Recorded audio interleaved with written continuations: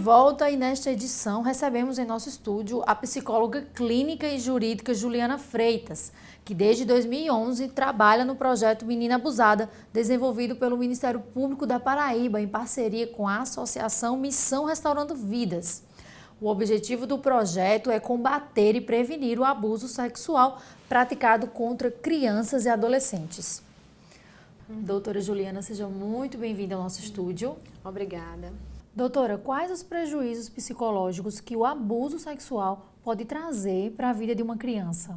Bom, os prejuízos psicológicos, eles são inúmeros, né? E vai variar de acordo com a criança e com a idade dela. Quanto mais a criança ela entender o que aconteceu, né? Quanto mais ela entender a violência sofrida, mais as consequências serão graves. E assim, nós podemos classificar essas consequências em 3 subtipos. Por exemplo, uma consequência física, social e psicológica. Então, na física, nós temos desde as lesões, que alguns abusos, eles podem ter ou não essas lesões físicas, desde uma DST, como a própria gravidez. As sociais seriam o isolamento em si, a recusa da criança a ir da escola, e quando ela vai à escola, ela tende a ficar mais retraída e se restringindo a não participar das atividades que são propostas pela escola, né? E as psicológicas, aí vai variar desde uma insônia, agressividade, medo, depressão, ansiedade, entre outros. Quais são os sinais de alerta que as vítimas de abuso costumam apresentar? Tanto os pais como os professores que estão acostumados a uma dinâmica da criança, a um certo comportamento, e daqui a pouco ela não começa a não expressar mais aquele comportamento que comumente ela expressava. Por exemplo, uma criança que é alegre, que é ativa, se alimenta bem, tem um bom comportamento na escola, e de repente essa criança ela começa a mudar toda essa conduta, né? Ela passa a ser uma criança mais retraída, ela passa a ser uma criança que não, dependendo da idade, ela volta a ter uma regressão, começa a apresentar comportamentos que antes ela não apresentava.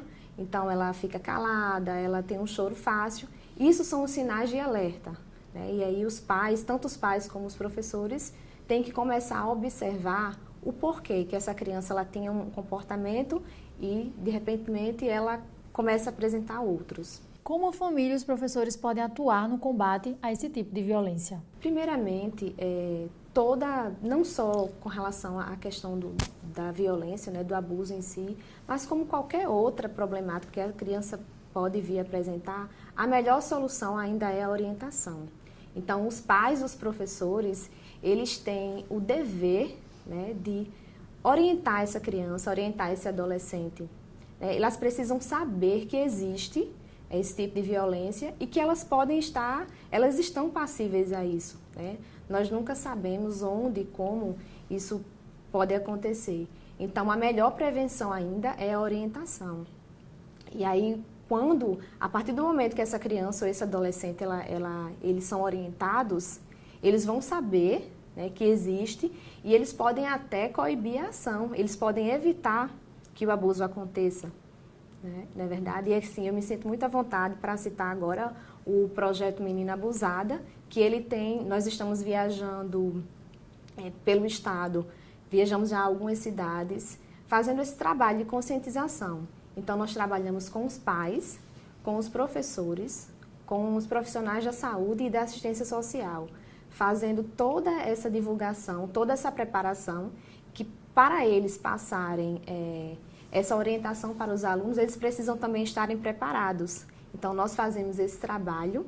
Eu, particularmente, estou desde 2011, mas o projeto existe bem antes disso e tem surtido efeito, né? Nós acompanhamos os resultados, o crescimento, a evolução. Existe cidade, né, do estado que já tem como lei municipal a inserção dessa orientação sexual nas escolas, porque o principal objetivo, nós fazemos todos esses trabalhos, mas os estudos apontam que a orientação ainda é a melhor saída.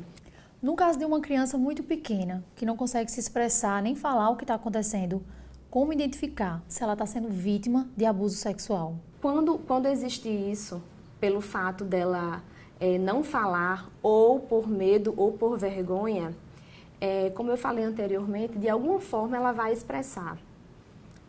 Pela própria mudança do comportamento em si, já houve casos de crianças muito pequenas, com menos de 2 anos, por exemplo. Essa criança ela não parava de chorar, essa criança tinha uma febre que não baixava, né? E depois foi descoberta a violência, né? E se for uma criança maiorzinha, 5, 6 anos, ela vai expressar através do desenho. De alguma forma ela vai expressar, né? Normalmente, uma vez a violência sendo praticada, essas crianças, esses adolescentes, eles não ficam mais como era antes, né? Alguma coisa vai mudar, lógico, e elas vão acabar expressando de alguma forma. Doutora, como é feita a orientação pelo Ministério Público aos pais que estão desconfiados que a criança está sendo vítima de abuso sexual? Nós orientamos que, uma vez haja essa desconfiança, não se pergunte diretamente à criança de forma, você foi abusada? Né? A gente orienta que respeite, até porque, para não haver uma revitimização. Por exemplo, apresentou algum sinal, nós recomendamos que vá sim, procure um profissional, porque lá, com uma escuta mais apropriada, mais técnica, ela vai revelando o acontecido e ela pode até expressar de forma bem direta a violência que ocorreu. Então, assim, a gente orienta que não solicite detalhes, que não vá direto, mas que isso seja observado, né? Isso seja, que essa observação ela seja contemplada, que ela seja permanente e que a busca profissional ela seja feita para que essa escuta possa ser gratificante na questão da orientação a essa criança. Então, com o tempo, ela vai desvendando, ela vai revelando nas sessões o que aconteceu, mas de forma técnica, para que não haja uma revitimização na criança ou no adolescente. E qual é o perfil do abusador? Bom, geralmente são pessoas aparentemente normais, né, que vivem em sociedade, trabalham, têm famílias, mas que eles são obsessivos, compulsivos também. Geralmente, eles têm sim um distúrbio na sexualidade, podem ter sido abusados ou não, né? A gente observa nos estudos também que em alguns casos esse abusador também foi abusado e geralmente ele é um pedófilo. Caso um professor ou a mãe esteja desconfiados se a criança está sendo vítima de abuso, a quem eles devem recorrer? Primeiramente, essa mãe, né, ou esse professor, eles devem ir direto ao Conselho Tutelar ou no Ministério Público. Uma vez isso sendo feito, toda a rede de proteção ela é acionada, desde a escuta, todos os procedimentos jurídicos até o atendimento psicossocial. E lá essa criança, toda essa rede de proteção ela é acionada para que todos os procedimentos cabíveis possam ser realizados. Doutora, e qual é a melhor maneira de abordar uma criança sobre esse assunto? Essa escuta, uma vez que a criança ela vá até esse professor, até essa mãe, esse pai, deve ser uma escuta atenta, né? É bom não solicitar detalhes. É importante também que se acredite na criança. Né? Nós temos exemplos, infelizmente, de casos que poderiam ter sido solucionados, terem sido, né, terem feito todos os procedimentos que poderiam ser feitos, mas não foi porque simplesmente a mãe não acreditou. Então, primeiramente, a mãe tem que acreditar, né? Essa abordagem ela tem que ser de forma tranquila para a criança, não solicitar esses detalhes, né? Não colocar, deixar que a criança fale e, assim, acreditar e garantir essa proteção, né? Porque muitas crianças, elas não relatam o abuso sofrido por medo, por vergonha, acham que elas se sentem culpadas. Então, por se sentirem culpadas, elas podem achar que vão, serem repreendidas.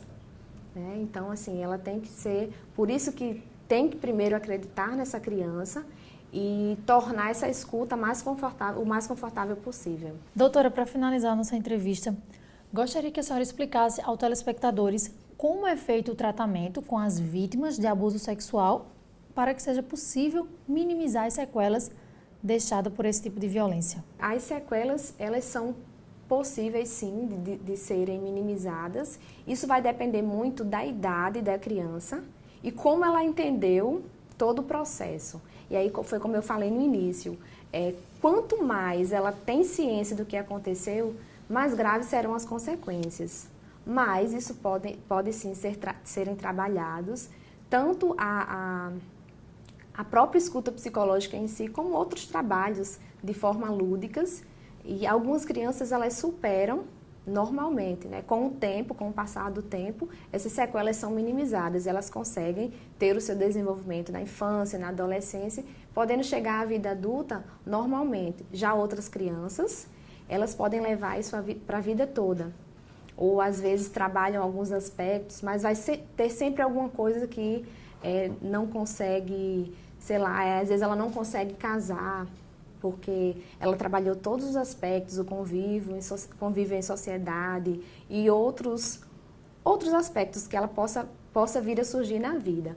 Mas algumas podem sanar, né, definitivamente, outras não. E aí vai depender muito da criança em si, de como ela entendeu, como eu já falei, e de como ela vai ser, como foi a descoberta até a questão do próprio tratamento mesmo.